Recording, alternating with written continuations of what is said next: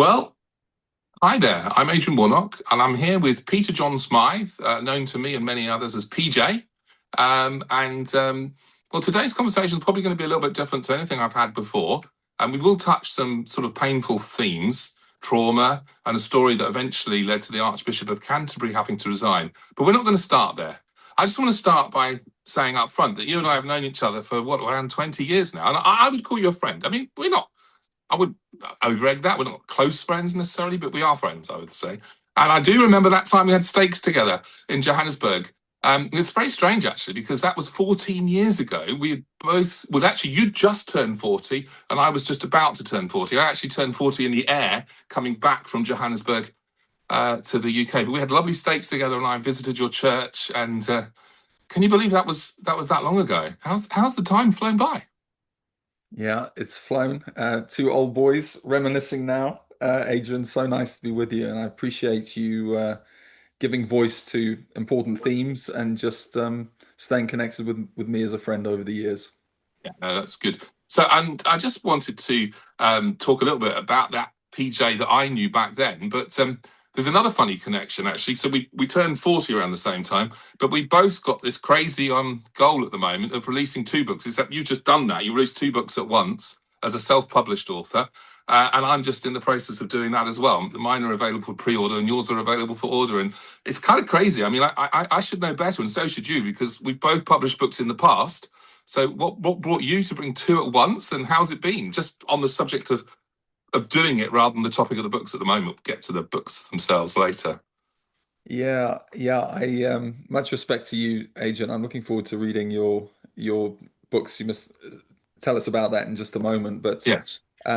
doing two at once, I figure compress the pain into one project, Um, Yeah.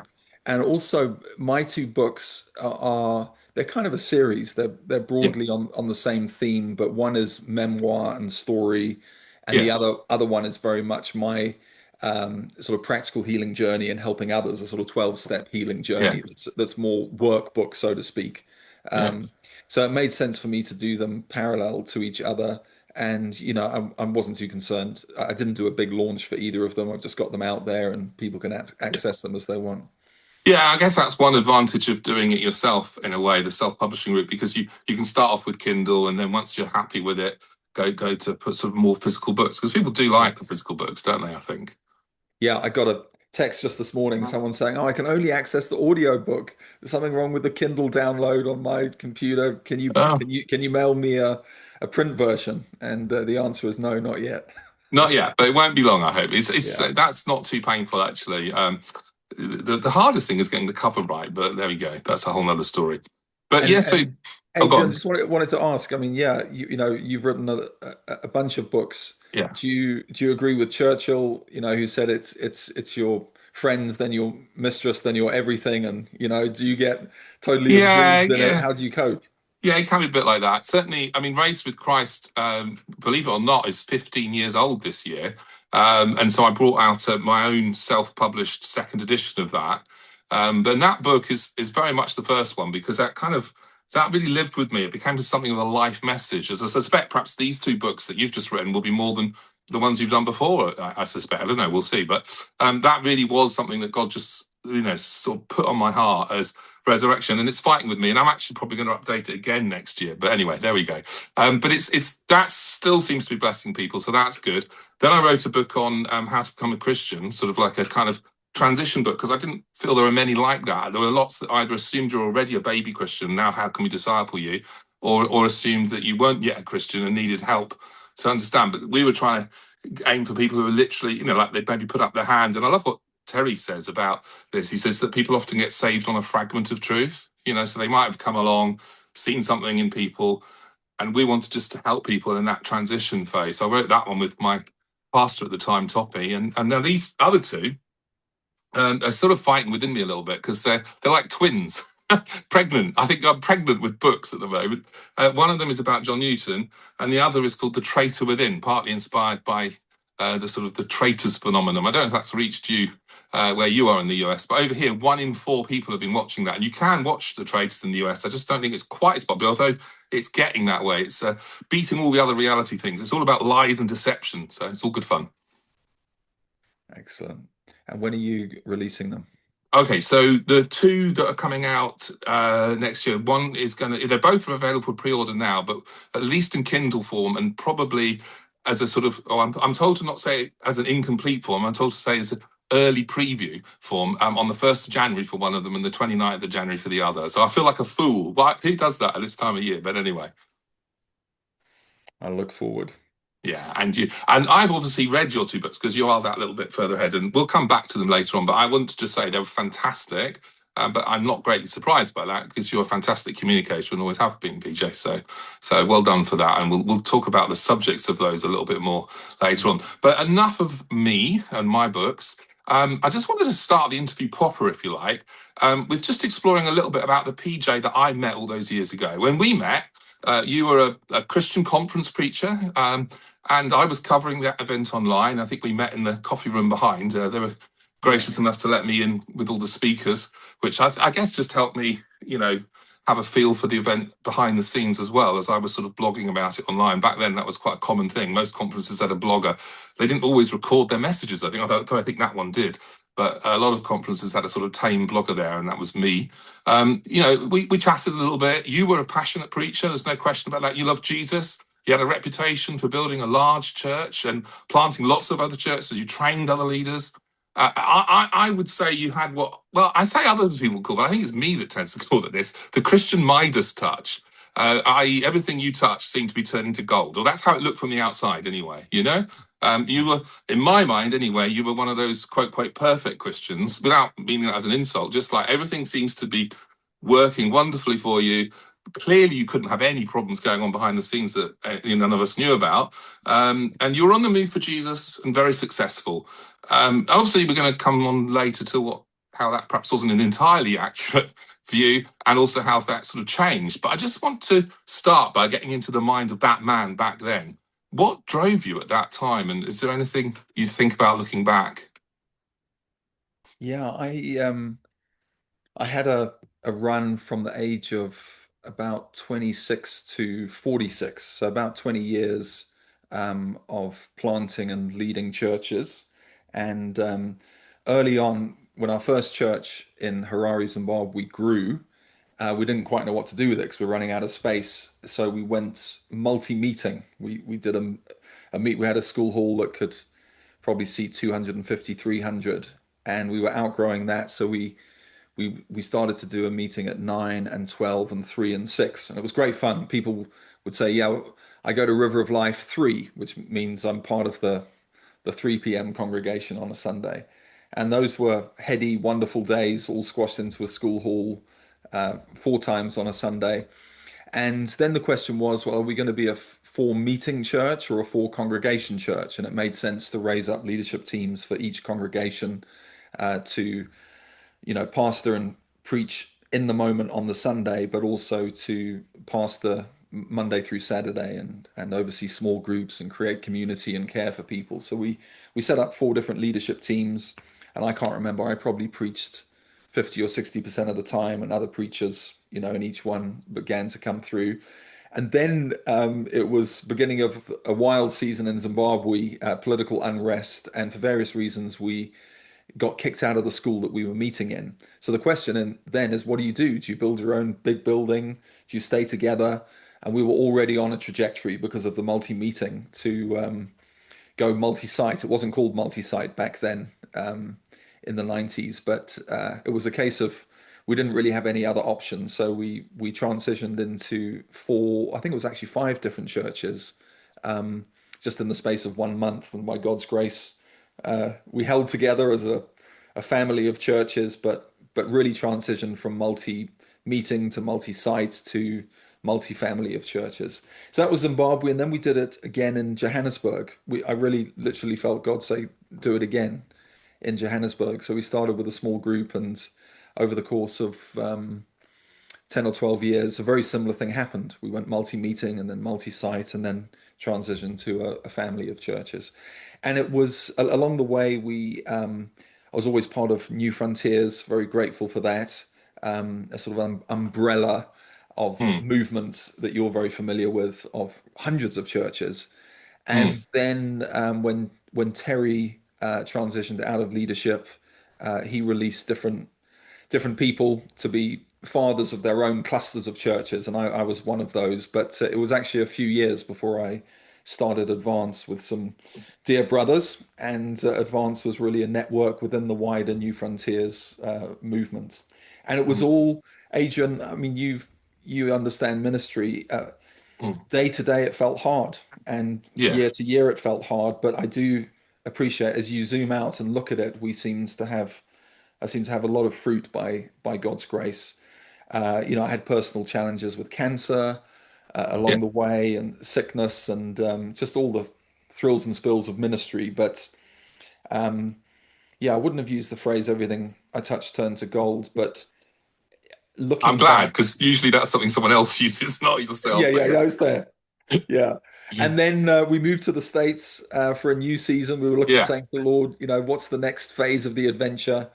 And we felt, a door opened up in America. And actually, from the moment we set foot in the States, just about, that was when my dad got outed yeah, in the British press, and things have been very difficult, yeah. certainly on a ministry front Sure. since then. Yeah, now we'll come back to that. But I guess I wanted just to underline that sense that, so much good came out of your ministry. And I hope you're still able to see that from the standpoint of today. And I know that there are many people, myself one of them, who's very thankful for what they learned from God through you and your ministry at that time. I guess it turns out that God does use imperfect, broken people to advance his kingdom, because there's really no other sort, is there? Absolutely. Yeah, and I think that's to the praise of his glorious grace. And Yeah, I regularly have had and still do get notes of appreciation from people, being encouraging because they know that my ministry now is different. I still consider myself in ministry, yeah. even No, though of it's course. not that sort of form of ministry. And I'm very grateful for that, and also trusting the Lord for ongoing fruit in the future. And I'm so Yeah. proud of others who have picked up various batons that I passed or Mm. dropped or fumbled, and praise God, his Yeah. kingdom moves forward. No, I think that's right. And for me, that's one of the things that's really drawn my heart to John Newton, if you just forgive me for a moment on that. But the fact that he himself was obviously far from, the perfect man, having been a slave trader, a violent man, aggressive man. And it took him 40 years from his conversion before he ever actually spoke out against the slave trade. And, we might be forgiven for saying, well, that's a long time, but we might also like to remember he was the first person to actually go into print on that front. So it's kind of like, it was very easy for us to say, well, why didn't you get there quicker? But I think clearly God does give us the grace, to change, whether that's, our brokenness or our sin. And he was so compassionate towards his friend William Cooper, who had severe mental health problems. And he literally sort of moved in with him, or had him move in with him for months, just to try and support the guy. So, you look at that and you sort of think, wow, that's the kind of ministry we want, huh? Mm, absolutely. Maybe you should consider writing a book about him. Have you thought about Yeah, that? I am actually. I'm going to let him speak. That's what I want to do, because a lot of people update Spurgeon, but they don't update Newton much. So I'm going to do that. But let him speak. But enough of that. You mentioned your brush with death, and sorry, really bring us back to the landing here. But I think that for me was the first time from the outside, and you've got to bear in mind, I wasn't up close, so I wouldn't want anyone to think that you were the sort of person that made out you were perfect, because I'm sure you didn't. But from the outside, the first time I had any sense that your life wasn't just sort of plain sailing, really, was hearing that you had blood cancer. I remember I was at the conference, we were expecting you to preach, and you weren't able to come, and we all prayed for you. And it was quite a sort of brush with death, because you had a really acute blood cancer. And you probably remember that I later on had my own blood cancer, and mine was kind of the opposite of yours, really, although it was also a lymphocyte blood cancer, in that mine is slow growing, so it's Mm. unlikely to kill you in the short term. But also, I've been told it'll almost certainly come back, whereas yours was fast growing, and obviously it was a real life and death sort of issue. So I saw that from afar, and at the time, and certainly afterwards as well, because I remember because I didn't have my blood cancer until, actually, ironically enough, around the time things started to sort of collapse for you for other reasons. So we were both going through sort of different types of trauma, mine medical, and yours obviously to do with the collapse of your career and all the rest of it. But I suppose when I looked at it, I went back and I read or watched you talking about it again, and if I'm honest, I felt a bit of guilt because I felt like I wasn't handling it as well as you had seemed to from the outside. What you're saying, and I'm just wondering, was it all as plain sailing as it seemed, watching from a distance? Because for me at the time, I remember feeling a bit guilty, feeling I'm not coping as well as PJ was, and I guess that's the way we often feel. Sometimes we compare ourselves to each other. It's a silly thing, but we do that. Yeah, interesting you felt that. I've actually got a dear friend who's going through cancer at the moment, and I think he's been handling it a whole lot better than I did. His public testimony just seems so strong, and I know behind the scenes he's being a real man of faith and a trooper. But it was a rough ride for me. The cancer I had, Hodgkin's lymphoma, we caught early, um, but the chemotherapy was, my theological view is God is the healer, and Yeah, sometimes He uses miracle. Often He uses medicine. With me, He used medicine, the chemo. But the chemo, it carpet bombs the body, so I had all sorts of side effects. So it was a pretty painful 18 months. And I got depressed. I didn't call it depression because at that stage I was fair and square in the Cowboys don't cry and PJ Smyth doesn't get depression. PJ Smyth helps other people out of depression. But with hindsight, I was definitely depressed and it was a dark time. My wife, Ashley, was magnificent. I'm sure it was harder for her ultimately than it was for me. But I locked onto Spurgeon's great in good seasons, but he's magnificent in tough seasons. And mm. he spoke of oh, blessed hurricane that drives me to the rock of ages. And it was a hurricane that pressed me firmer and deeper onto the rock of ages, and for that I'm grateful. Yeah. Again, not wanting to get too much into my story, but I remember lying in the chemo ward, listening to some gospel centered songs on my playlist, and that's Mm. just pretty much the only thing that got me through. It was funny. I found certain songs difficult to sing at that time because I like the sort of rah rah celebratory ones, but there were ones, some of which are written in times of hardship by other people, and all of which just brought us back to really the amazing grace of God, and that's what I called it. I think grace or gospel playlist. I can't remember now, but I listened to that. Yeah, my gospel playlist was about one song. Oh yeah. Driving when you first get your cancer diagnosis, it's a surreal moment where you hear the word cancer spoken by the doctor. And I remember driving home just stunned, and I had all sorts of crazy thoughts in my head. But Mm. I listened to "Breathe," the song by Lou Fellingham. Um, Mm. I don't know if you remember that, but Mm. that has been my favorite song. And I'm a U2 fanatic, but if I had to go to a desert island for the rest of my life, it would be Lou Fellingham's "Breathe" song. About the faithfulness of God and restoring, what the enemy and life has taken from you. So that was my playlist, and I listened to that incessantly during my months of chemo, and it's on my favorite playlist. I probably listen to it at least once a week. Still love it. So I'm not going to ask you to sing because I suspect that you and I will probably both regret that. But could you just read out a couple of the lyrics that you remember that really speak to you Um, from your memory? you give so, man, I know it.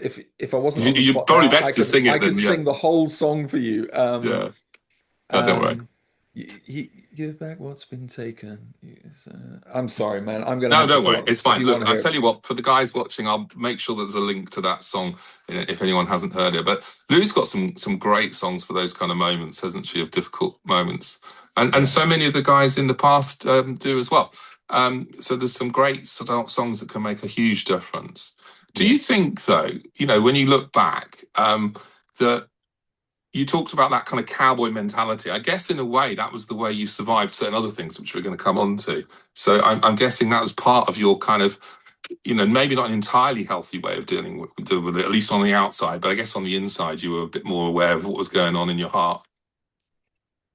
Yeah, I don't think I was aware of what was going on in my heart, but when I've learned through, the therapy I've got Yeah. and reading books and, people with much higher pay grade than me, psychologists and trauma psychologists and so on, that when you experience significant trauma at a young age, essentially you fall into two different categories. Either you kind of become a jelly and very just susceptible to um, various sort of pain meds of, Yeah. different sorts and addictions and so on.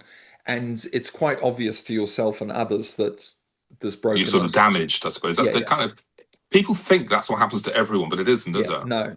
The other route is you go type A, very driven, um, become a master of compartmentalization, and you you tell yourself,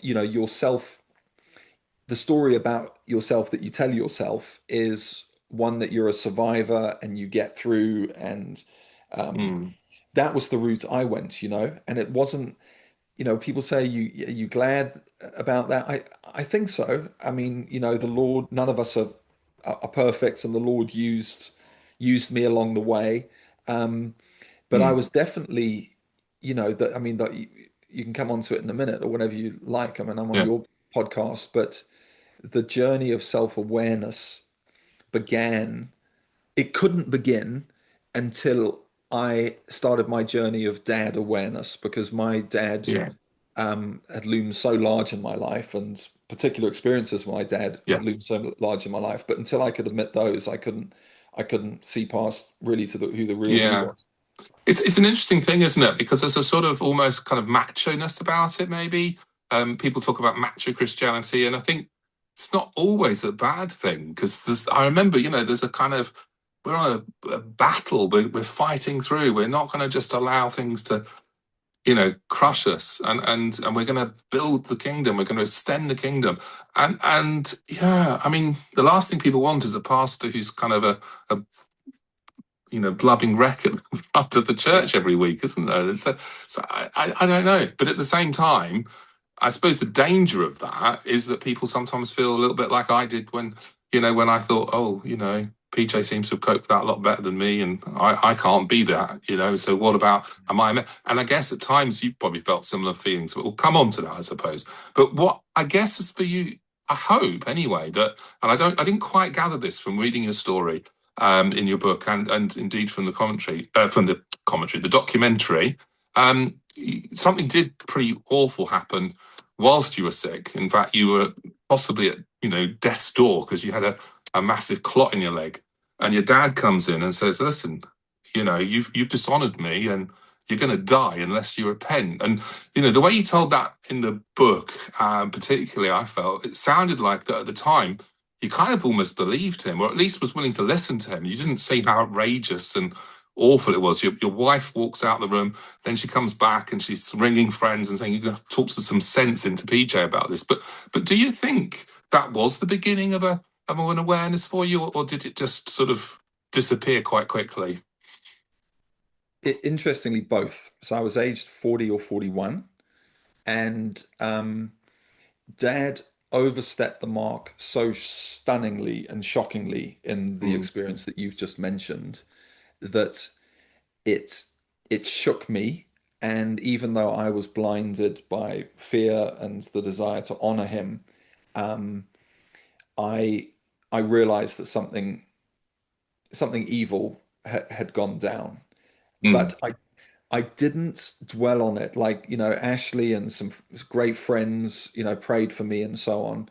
But it's like the clouds had parted and I'd seen the light, well, actually the mm. darkness in my dad. Yeah. But then the clouds came back over, and I kind of trundled on much as before. We put in a few boundaries with my dad. But, for listeners who don't know what we're talking about, Mm, simply one of my dad's most manipulative weapons was scripture. He would take and misuse scripture, and one of the scriptures he misused and abused terribly was the fifth commandment: honor your father and mother, that it may go well for you and you'll live long in the lands. And he branded into me from a young age that if I were to dishonor him in word or action, or even in thought, it was akin to dishonoring the Lord, and it would shorten my life. And when I was age 40, 41, he visited me in hospital when I had cancer, he sat down with mum, and he read out to me, it took half an hour, 7 ways that he felt I was dishonoring him and my mum. And he basically said, I don't think you're not going to get better from your cancer until you start to honor us. So he even made my cancer about him. And Yeah. like, Adrian, you're probably listening, thinking that is absolutely mental. I it did penetrate me to some degree, and it was definitely the start of realizing who he was. Mm. But it did not hit me with the force that it should have.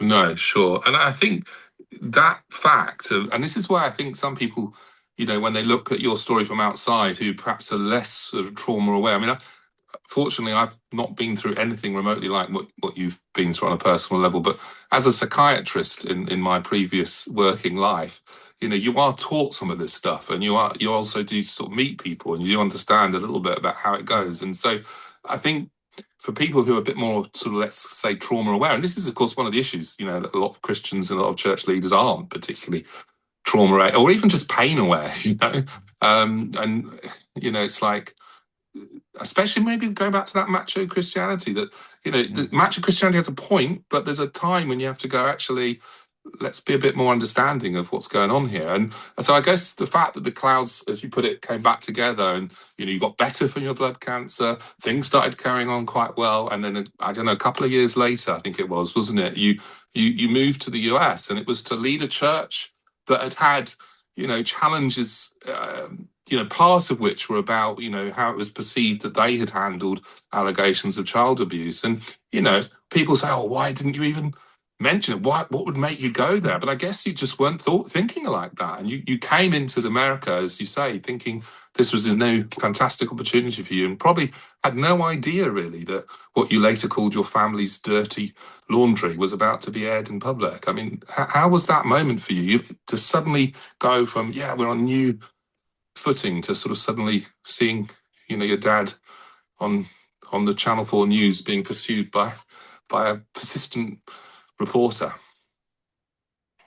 Yeah, it was an extraordinary season. As you say, we'd landed in America just before Christmas, and I started my job January the 1st, and I was set in place as the lead pastor, the lead elder, towards the end of January. That was on a Sunday, and 2 days after that was the expose, the Kathy Newman Channel 4 two-night expose, and I think that was Wednesday, Thursday, but certainly on the Tuesday, the Archbishop of Canterbury had, got wind what was coming, and he was speaking about it publicly.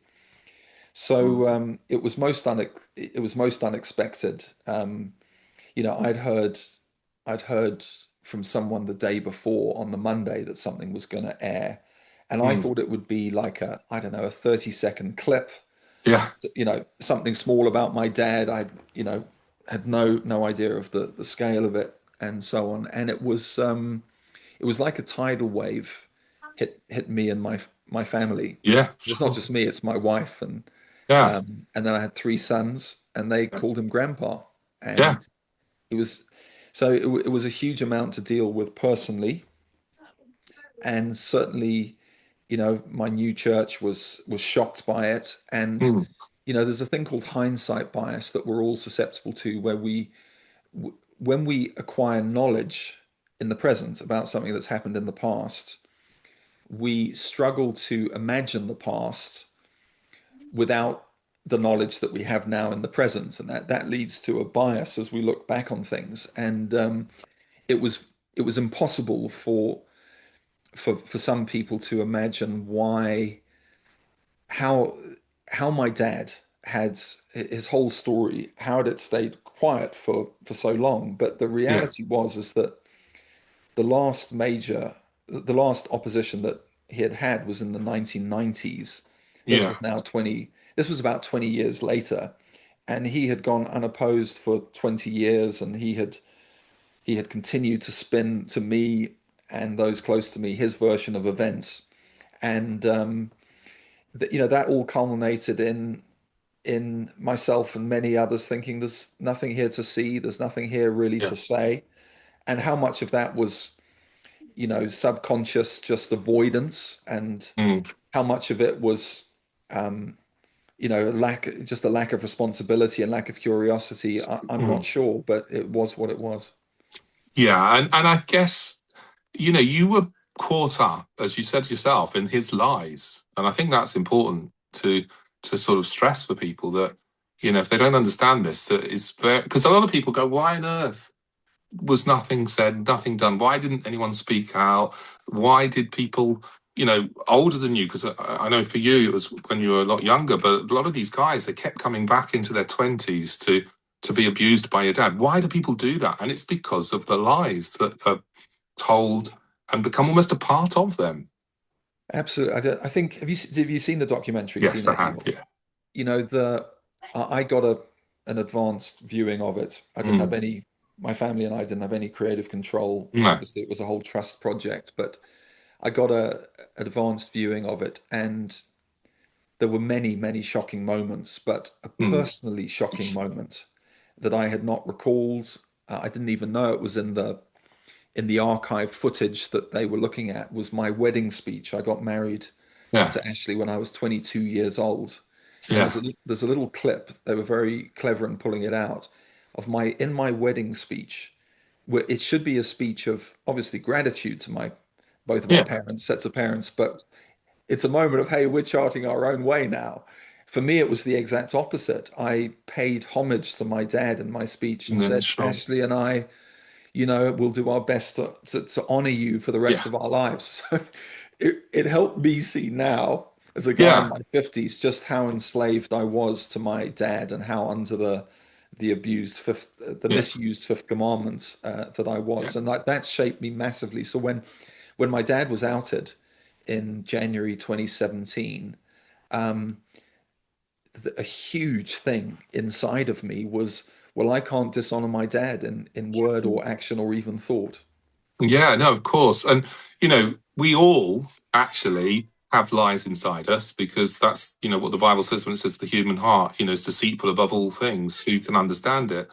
And obviously, some people, you know, like your father, take those to an extreme and unfortunately also stir those up and implant them and I mean, impose them really on other people by their sheer sort of force of personality. And I think anyone looking back at that time and what happened with you and what you said and didn't say and what you remembered and didn't remember have really got to understand that whether by just sort of repression of memories, which is a very real thing, or as you say, by denial, that this feeling I can't dishonor my dad. I know you said things at the time that you subsequently regret, and I just wonder what you'd want to say today to people who were in that church that you were leading at the time, the group of churches that you were leading at the time, and those who just knew you as a platform preacher and are probably asking, what happened to PJ? Where is he now? What would you say to that group of people? People are coming out of the woodwork saying to me, "Oh, we really didn't know what was going on, and kind of now we still don't know what was going Mm, on." I think there was very poor communication to the mm, wider church. It was an extremely painful time. I still today feel huge disappointment with how things were handled, and mm, I appreciate it was a difficult time for everybody, and I'm eager to move on and rebuild. mm. But yeah, I think there's a lot of unanswered questions. There's a lot more that could be said. I mean, I speak minimally, but meaningfully about Yeah, the church and my experience with the church, the good, bad, and the ugly, both the brutality and the healing balm, in my book, also called yeah, See No Evil. I touch on it without going into depth, but I'm yeah. pleased No, with what I was able to say on yeah, I suppose. TV Yeah, I about it. obviously don't want you to sort of rehash the detail of all of that because that wouldn't be right. But I guess, I suppose, sometimes in those moments where everything is sort of falling apart and for whatever reason, and obviously in your case, it was something that was obviously deeply at the very core of your being, your very identity, your father, what happened. I just wonder if you sometimes felt quite lonely because certainly some people just don't seem to be able to cope when life gets messy in any way, and they either run away or they say and do some very unhelpful things. And we'll come on to what helped. But I just wonder how true or not do you think this famous phrase is? The church is the only army that shoots its wounded soldiers, exiling them, then leaving them in distant fields to bleed to death. Did that sometimes feel true for you? Does that sometimes feel true when you look at other people's stories? Yes, yeah, yes, and yes. And I think I think particularly, in my situation, there were really two tracks um, that the PJ train was on, and everybody was on, and one track was treating me as a church leader, and me trying to act responsibly as a church leader when your father is outed as probably the most prolific serial abuser connected to the Church of England in recent history, certainly. So track one is me as a church leader, and track two is me as victim, son, and Yeah, victim. And I think too, it was one too many tracks for the church to handle. yeah, And you asked what I might say to people who've got questions about it. I think looking forward, I mm, would urge the church not to feel that they hold the corner on all things to do with physical health and mental health. I think mm, spiritual health, man, the church holds the corner on that. If they're not, mm. then, if they don't, then what are they doing? But it's like a three-circle Venn diagram, body, mind, and spirit. And I think pastors are getting better at deferring to doctors on physical health issues. Yeah, And I think there's room to go on deferring to the professional therapeutic community when it comes to issues of the mind. It's not just yeah, as simple as be ye transformed through the renewing yeah, of the mind, washing of the word. That's certainly part of it. But the rescue ropes that got me out of the pit of trauma were counseling and Christianity. It was psychology and spirituality, and they both played different roles and both played different God-given roles. And really, that's one of the major things I would urge the church in as they move forward to have strong, respectful partnership yeah. with the medical and mental health community. Yeah, I think that's right because I think, I certainly found with some of the things I felt and faced that there were pastors that knew everything about, and people that I met that knew everything about spiritual side of things, but but sort of struggled a bit when there was no answer. I mean, someone, who was it who said, I can't remember who said this, but they were talking about not me, not you know, no one else, and I think it's a famous quote saying, I was an uncurable case or something. I was, pastors expect to be able to know what to say. Someone comes in, they've got some kind of spiritual dilemma, and yes, that Bible verse or that principle, and boom, sorted. But it's not always that simple. And I think, perhaps one of the best lessons that pastors could learn is when they're out of their depth, to look someone in the eye, just listen, maybe care for them a bit, hear what they're saying, and then say, look, I can't really fully help you with this, but I'm going to find someone that can. And I'm going to refer you to someone that can, whether or not they're a Christian. Actually, it's almost irrelevant. What's relevant is whether they've got the skills in that specific area. Um, yeah, Yeah, very good. yeah. And just going back a minute, you mentioned the spiritual, you mentioned the psychological, and you mentioned the body.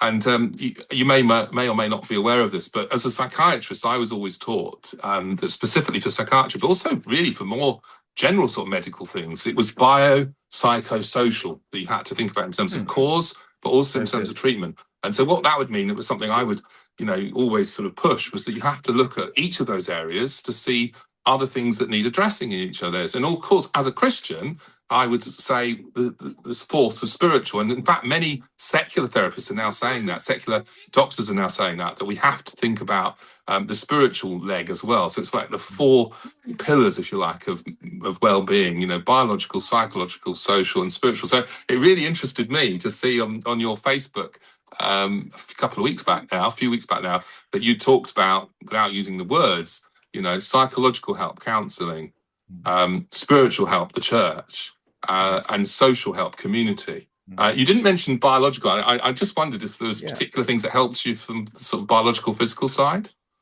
absolutely. And yeah, I remember you tweeted about that. Actually, with within I mean, I placed it within the really the counseling side of things, but Mm, the importance of healthy disciplines: eat, yeah, sleep, Eat, sleep, move, socialize. Those four. Yes. And Yes, I you remember know, that in the book actually. Yeah. yeah, in the Rescue Ropes book, and I've been working for a healthcare company here in the States for 4 years. I'm actually doing something different now, but those 4 years were they were great fun at different levels, but particularly useful to me personally. We had a psychiatrist um, on our team, and she would literally prescribe exercise, a 10-minute walk, Yeah. rather than describing a pill. Yeah. She would describe pills if you really needed them, Yeah. but Of she would course. Yeah. prescribe works of service.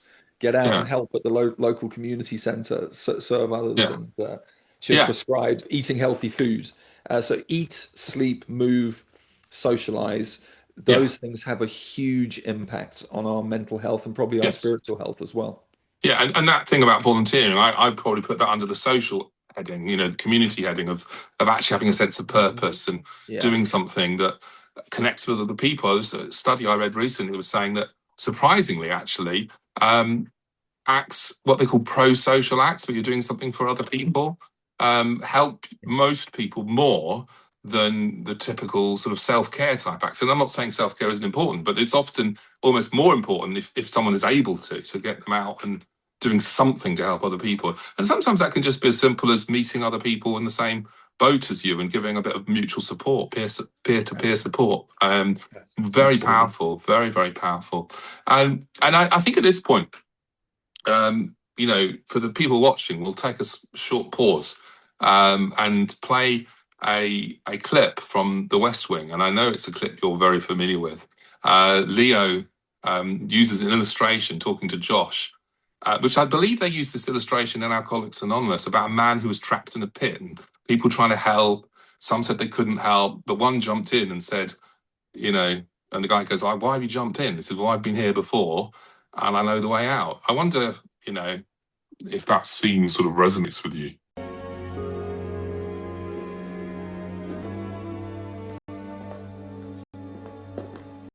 How'd it go? Did you wait around for me? How'd it go? He thinks I may have an eating disorder. Josh. And fear of rectangles. That's not weird, is it? I didn't cut my hand on a glass. I broke a window in my apartment. This guy's walking down the street when he falls in the hole. The walls are so steep he can't get out. A doctor passes by and the guy shouts up, "Hey, can you help me out?" The doctor writes a prescription, throws it down in the hole, and moves on. Then a priest comes along and the guy shouts up, "Father, I'm down in this hole, can you help me out?" The priest writes out a prayer, throws it down in the hole, and moves on. Then a friend walks by. "Hey, Joe, it's me, can you help me out?" And the friend jumps in the hole. Our guy says, "Are you stupid? Now we're both down here." The friend says, "Yeah, but I've been down here before and I know the way out." As long as I got a job, you got a job, you understand? Oh, hugely. It's a stand. West Wing's one of my top series, and that's one of my top scenes. Talk me through a little bit what that worked out for you. Who jumped into your pit? I mentioned I've been hurt by the church, but also Mm, healed by the church, and so I am so grateful for. I'm thinking particularly of one church pastor, but many brothers and sisters who consider themselves Christ followers, who've had similar experiences, and who were able to enter into my experience with me on the basis of their experience. And it's a beautiful thing, when someone has gone through something that you have, there is a depth of compassion and empathy, and it's often very economical advice they give. They don't give you a big lecture. They just very mm, concisely say, "Hey, I found this helped me, ding, ding, ding." And there's a really a profundity to it. But the pastor I'm thinking of, he's pastor of the church I attend at the moment, absolutely massive church here in Texas, and he's become a friend and brother of mine.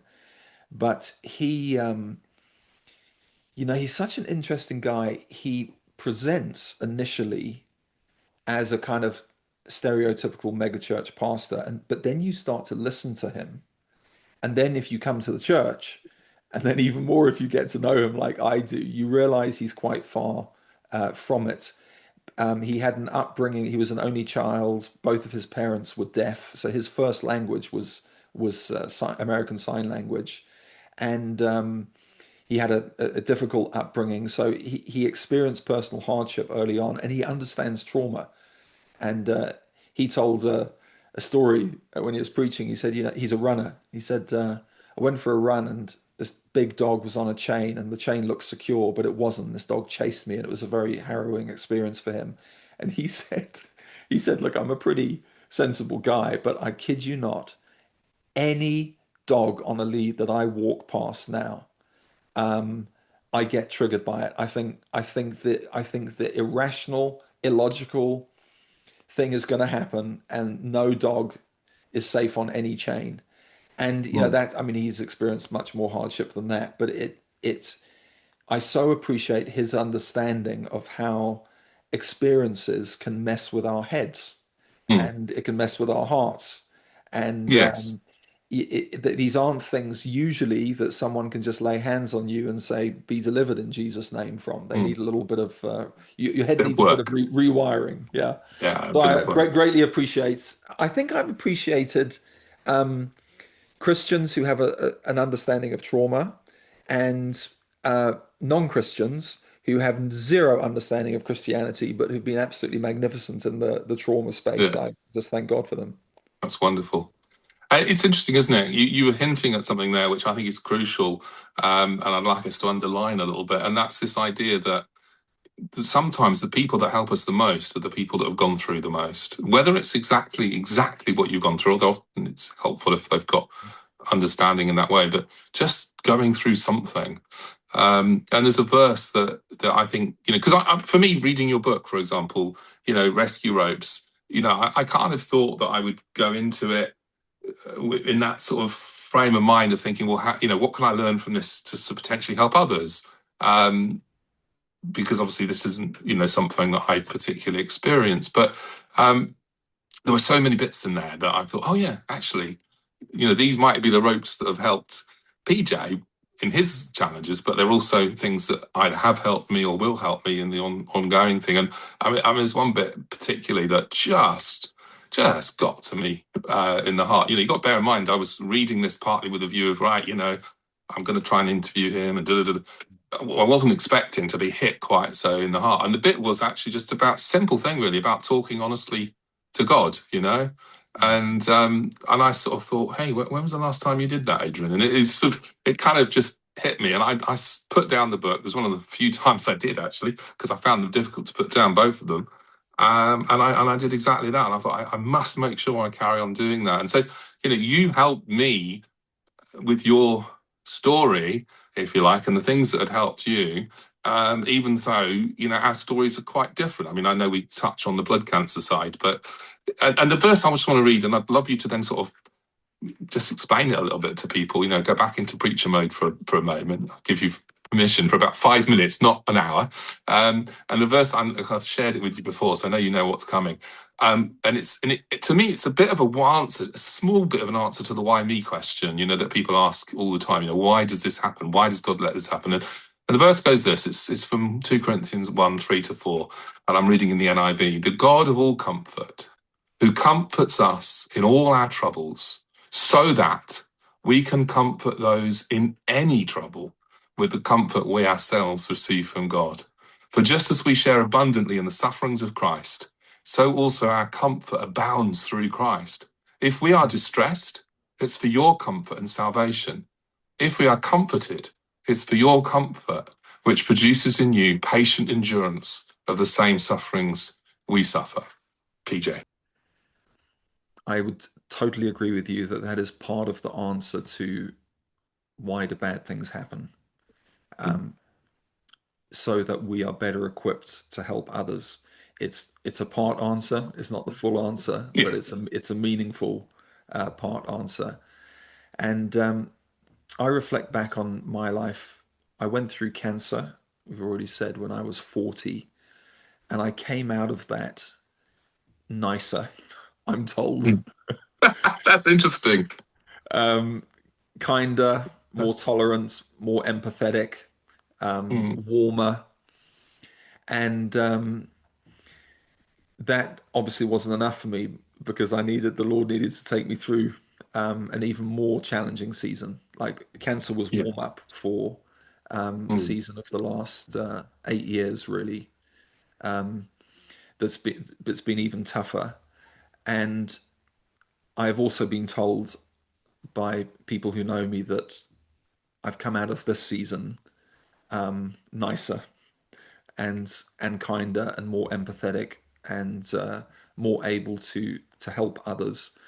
And I feel that my goodness, I feel my imperfections more than ever before. But I have an appetite now to help others, and part of it is Mm. because I've experienced healing. Like the pit of trauma is very dark and very deep. It can be very sticky.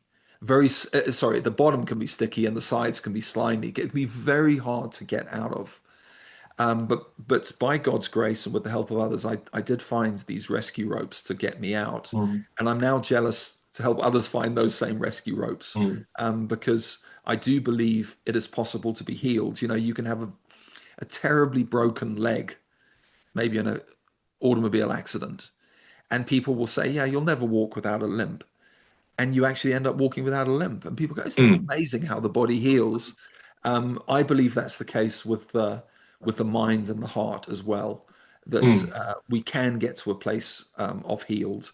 We might always be prone to slip back, into unhealed territory. Of course, I get that, but I'm jealous for people to experience something of what I've healed, and I'm also very very tolerant of people who feel they're never going to get healed, because Mm. I could look at myself from another angle and think, yeah, I think there's going to be some things that I carry with me to the day I die. Yeah, yeah, and that's one of the things. Going back to Newton for a moment, he talks about that although he had this amazing encounter with God's grace and his life was changed beyond all imagination, there were certain things that he walked with his whole life, and certain things that he knew he wasn't there until heaven, and I Yeah. think that's crucial, isn't it? And I So just you, want to tell you about one of, I've had several over the last 8 years, several excellent psychologists, Hmm. therapists, and so on. And one of them, when he sat down with me for the first time, he said, okay, we're going to be hearing a lot about you, PJ, in the coming sessions. Let me tell you about me. And Adrian, he bared his soul to me. It Hmm. took him like 3 minutes.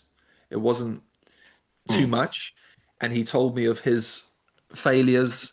He told me of what the broken him looked like and still looks like, and the healed Hmm. version of him looks like. And I'm telling you, my heart just opened to this man, and he was of Hmm. such huge help for me. I met with him every 2 weeks for about 9 months. Hmm. In one of the phases, I've had several phases of Yeah, sure. therapy, and his vulnerability, and because of what he had been through personally, he was able to help me just in a different level, frankly. It's interesting, isn't it? It's not something you find in the typical pastoral training manual for church leaders, is it? And I wonder whether it kind of should be. Are you talking about the vulnerability Yeah, yeah, piece? yeah, Yeah. yeah. It's just interesting, isn't it?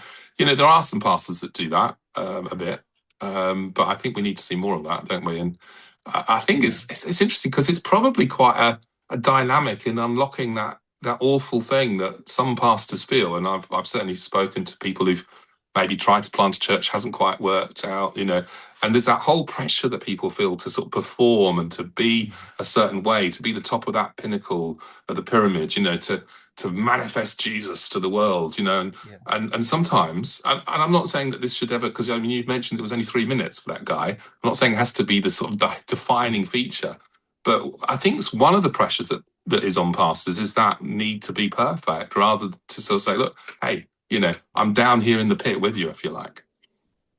Absolutely. Yeah. We need Mm. to avoid pedestalization like the plague, Yeah. and the pastors have a role in that, of being vulnerable and candid without, being gratuitous about their own Yeah. failings and so on. And the people have a role to play in that as well. Just do not look for any other hero other than Jesus. Oh, that's beautiful, isn't it? Because they're all flawed in one way or the other, all broken in one way or the other, and none of us can ever hope to sort of meet up to that expectation. And yet, we must never lower the expectation. That's an interesting thing, isn't it? Is that we can sometimes people kind of want to lower the expectations and rather than actually have that huge target to aim for and go, okay, we're not there, but we're going to get closer. And sometimes it'll be a bit like that. Yeah, Yeah. both end. Yeah, exactly. So we talked a bit about the spiritual side. We talked a bit about biological and the psychological. We didn't talk a huge amount about the social, though obviously for you some of that was the church stuff as well. But I am just a little curious, and I want to, obviously I know you'll have to be very careful in what you say here because I'm certainly not asking you to breach any confidences. But I'm more focusing on you really. How was it for you meeting, as I know you have, with at least some of the victims that you're of your father's abuse? Well, at one level, it was devastating because they are my dad's harm incarnate. They are living, breathing testimonies of, it's not conceptual anymore. It's it it was my dad did this to this man who I am talking to, and I can see and sense the brokenness still there. And at another level, it was magnificent. And this is tricky for people to understand until you've actually been in the situation. But the power of solidarity and camaraderie, shared experience, just the nod of a head. Yeah, brother, I know. Yeah, I was there too. It it is surprisingly powerful in terms of what that does for healing. And I remember before I understood much about this world, I just thought, oh, that's nice, shared experiences, but it's something much deeper than that. There's an affirmation that one survivor can give to another survivor that I think is quite unique. It's a confirmation that you're not crazy. It's a confirmation that the shame that you experience and you're trying to shed, you're not alone in that, because shame is a very slippery thing. It's irrational, it's illogical, and really only another survivor can understand that through their own experience. Yeah, because I mean, a lot of people, when they hear that word shame associated with somebody who's been a victim, if you like, or a survivor of these terrible abuses, is that, well, you shouldn't feel ashamed. But I think maybe people just need to understand a little bit about the difference. And you make that distinction quite nicely in your book. I'll let you sort of speak about that in a moment. But one of the slightly different ways I've heard that expressed is that guilt is about what you've done and, you regret about that. Shame is much deeper than that. It's about your identity. So yes, it can be affected by what you've done and said and your own sort of aspects, but it can also be hugely affected by what other people have done and said to you or about you, because it's about your core identity. And so shame, in a sense, is almost deeper than guilt. I mean, am I explaining that well? You're explaining it better than I would explain it. It's about identity. And what happens is our identity, particularly if you're subjected to something that you feel shame about over time, it leaks into your identity center. And again, there's no rational reason for that, but it does. And that's almost always because there are no counter voices. Because shame tells you essentially two things. It tells you that you are in some way flawed or broken.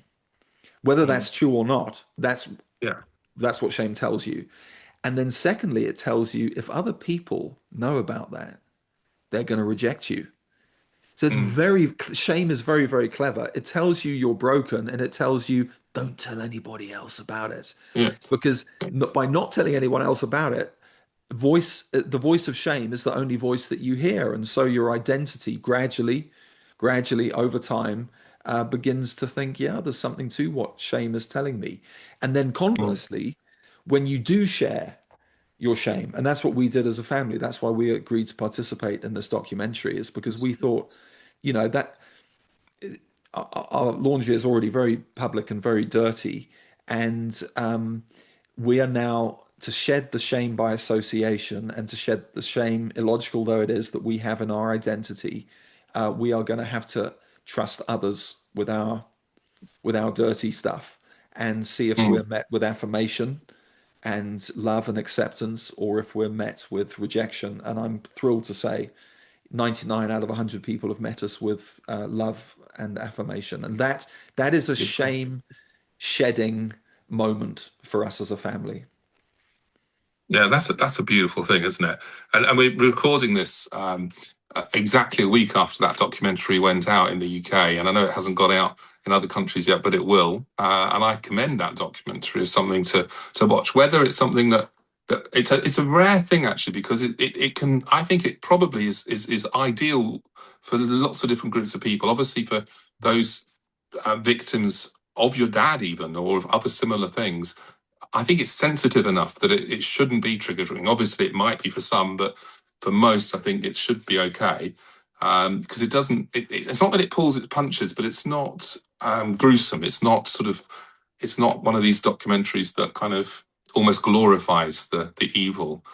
So there's a sense in which it's kind of. I think it kind of is, but it's also very helpful for people like me, perhaps, who want to be helpful as best as we can, and they know a little bit, but may not know much. And I think it not just in terms of what it says, but sadly there is, although in many ways your dad is kind of completely out there, there are a little bit of kind of what's the word, resonances with some of the other stories we hear, and some of, particularly that putting people on a pedestal thing and the danger that can do. That's a massive recurring theme in some of these crises and scandals, isn't it? But I think also, it's a bit of a rebuke for those who, like the Archbishop of Canterbury, didn't do enough, and haven't done enough in other similar situations. And of course, he had to break a taboo of hundreds of years and resign over all of this. But I think if only the church could become a place where people are feeling that shame for whatever reason could come and have that shame shedded, as you put it.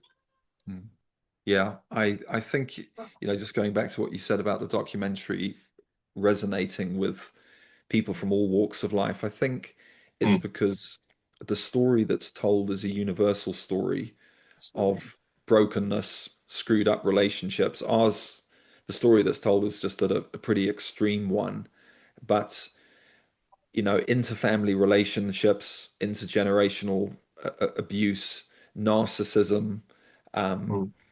silent neglect that my sisters suffered, which is really resonating with an awful lot of people. What my sisters are beginning to say about that, I think there is real resonance across the board, and for Mm. those who have had more explicit, overt psychological, physical abuse over the years, and for Mm. people who've experienced church hurt and terrible manipulation of scripture.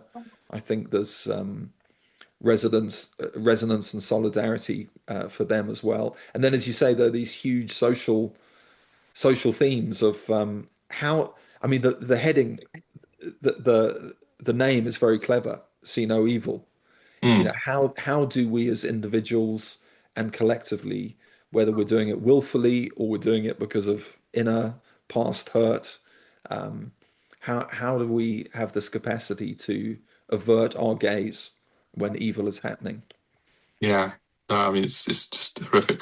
I mean, one of the things which struck me actually about the people in the documentary, and I guess some of the others as well that we know about, is that you as well, for that matter, you didn't actually walk away from Christianity. I mean, I'm sure there must have been some that did, but I wonder, were you ever tempted to yourself? Did you ever sort of wonder, is this all, is this just all a lie that my dad told me and I need to run away from it? My faith was sorely tested, Mhm. and that would be questions I had of God and about Mm. God. And I think more particularly questions I had about the church, um, because that's a big part of my father's story, and my story. But my sister phrased it so well. Fiona says that she never confused her earthly father with her heavenly father. And somehow that's my testimony as well, that there was always daylight between who my dad was and who God is. And also, Adrian, I was very blessed. I got married young, and from about the age of 26 when I went into ministry, I had some magnificent fatherly role models around me, really, for my 20 years of ministry. So many of them who you would know, if I mention their names, you would nod their Mm. head. So I was very helped by compensatory grace from older brothers and fathers in the Lord who I think helped me. And as I look back, and feel the tremors of my father, I also feel some of the strength and security that those men have been in my life over the years. I'm so glad to hear that. So, I mean, what would you say to perhaps some of the victims of your dad who, or other similar things, but maybe they haven't come forward, maybe you haven't met them, or maybe they've not even spoken about this. What would you sort of say to some of them in closing? People who are really struggling and maybe listening to this and thinking, how can you still be a Christian? How can how can you still want to be involved in church? And how can I heal from this pit I'm stuck in right now? I think that the theology of sin and suffering that we see in the Bible, um, that has kept me from this being devastating to my faith. Um, Mm. that all through the Bible there is the story of God's goodness and His faithfulness, and there is the the foreshadowing of the new heavens and the new earth when there will be no more sin and sickness and suffering. But the age we live in is we're not immune to pain and suffering, and Christians are not immune to their sinful nature in this age that we live in. It's bitterly disappointing. I've had some of even these fathers that I've mentioned, I feel very let down by, and I'm sure people look at my life and see a mixture of helpful PJ and unhelpful PJ. I look at some very well-known Christian fathers in my life, and I say, yeah, man, you were so helpful to me, and you've been so unhelpful to me as well. I reckon people would say that of you, Adrian. My Oh, children would say that definitely, of definitely, me. no question about that. um, and so I think having the generosity of heart to realize that each of us are imperfect, there, and the Mm. church is imperfect, and every other organization and institution on earth is imperfect, but God, He is perfect. That is, I know it's a lot to hold as a tension, but I don't have any secrets beyond that. Just to Mm. just to hold God as perfect and recognize that everyone else isn't. Yeah, and I guess as well, remembering that it's not just about these spiritual questions of, forgiveness and justice and all of those sorts of things. It's actually also looking at some of the things we were talking about earlier, the rescue ropes and all of that, that holistic approach can bring healing. And I guess perhaps for many people, the first step is being willing to talk to somebody about it, not necessarily Channel 4 documentary, but somebody. Absolutely. And some people from my father's era, lots of them actually have reached out to me, and some of them said this is just so difficult for them to Yeah. understand because their experience of my dad was mostly or exclusively healthy and good, and it does raise existential questions. This, and that's one of the interesting themes of the documentary. The mystery of the man John Smyth. How did he become what he was, what triggered it in him, how did he manage to blow through stop sign after stop sign in his life, and if we sit quiet long enough, we ask ourselves the question, do I have the propensity to do that? Maybe not exactly what he did, but what do I do with the darkness and the weaknesses in me? So I would encourage Yeah. anyone listening, whether you've got direct experience with my father or something similar, or wonderfully you've escaped so far in your life that kind of bruising and scratching and wounds. I would say forward. I would say keep moving forward humbly, and keep pursuing self-awareness, and stay in community with good people. Yeah, that's lovely.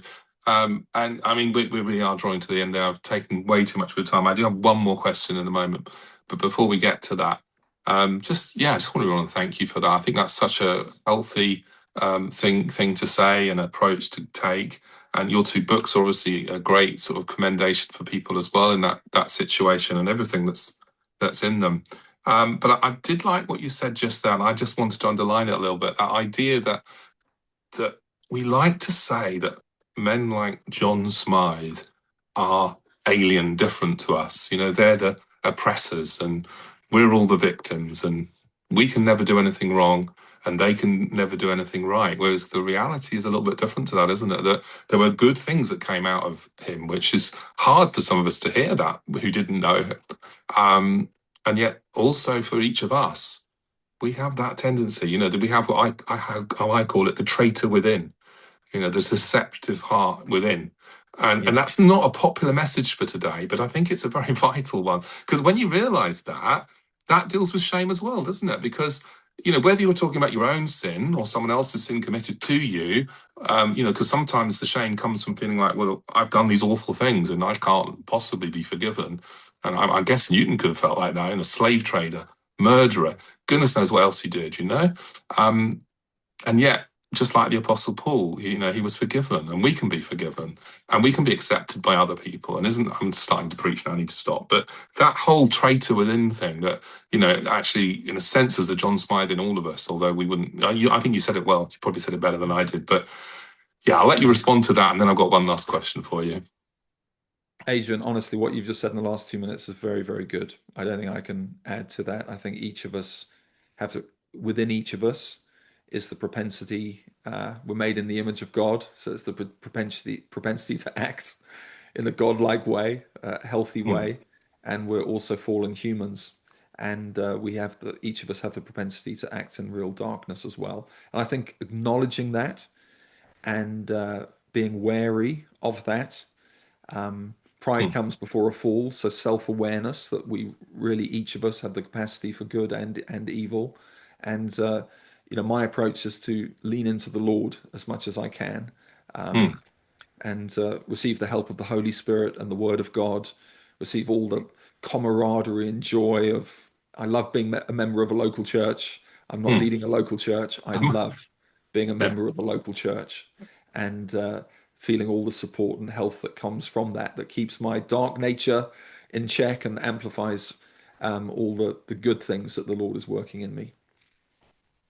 Beautiful, wonderful. And as I say, we're about to stop. But my final question for you is just simply this. What does the future look like for PJ? What makes you tick now? And what are your dreams and goals in, you know, the second half of your life, as it were? Well, I didn't choose this calling of in the space of trauma and abuse and church hurt and so on. I feel that's kind of been thrust upon me, but I want to steward that well for as long as I'm useful in that area, being a voice of hope and healing. So that gets me excited, and you know, participating in this documentary and writing these books and has really, you know, really helping me forward on that trajectory. We have an entity, a charity in the making called Survivor to Survivor, which does what it says on the can. It's survivors helping other survivors directly and indirectly. I'm excited about that. I'm very enjoying very much the non-profit charity space. I think I look back on my life and I've had experience in both church and business, and I'm enjoying bringing those two streams of my life to bear in the non-profit space. And lastly, I love helping churches. Love preaching. I'm preaching more, coaching pastors again. Love that. and grateful to the Lord for my wife and kids. So I feel I've got lots to do, lots to accomplish. Most days, Adrian, I look forward with hope. Less and less do I look back with a sense of hurt and disappointment. And I trust that it'll become, in due course, it'll become every day that I'm looking forward with hope. That's wonderful. I think that's a great place to end, but may I be cheeky and ask you to pray for those who are listening? Yeah, I'd love to. Heavenly Father, we thank you for your kindness in our lives, your grace in our lives. Sometimes we use the phrase, why do bad things happen to good people? Father, you know, I'm more comfortable with, well, it's bad things happening to people who are sometimes good and sometimes bad. And Lord, for those of us who know you, we're so grateful for your forgiveness and grace in our lives. I pray for people listening who don't subscribe to the claims and teachings of Christ, and that you would help them, that you would help those of us who do subscribe to the claims and teachings of Christ. I pray for healing for any in both categories who are struggling with past hurts. And I do pray, Lord, broadly for us as a society and the church, that we would continue to do better and better in the space of being trauma aware and the Good Samaritan to those who are broken by the side of the road. In Jesus' name, amen. Amen. Thank you so much, PJ. That's wonderful. We'll leave the interview there. Thanks, Adrian.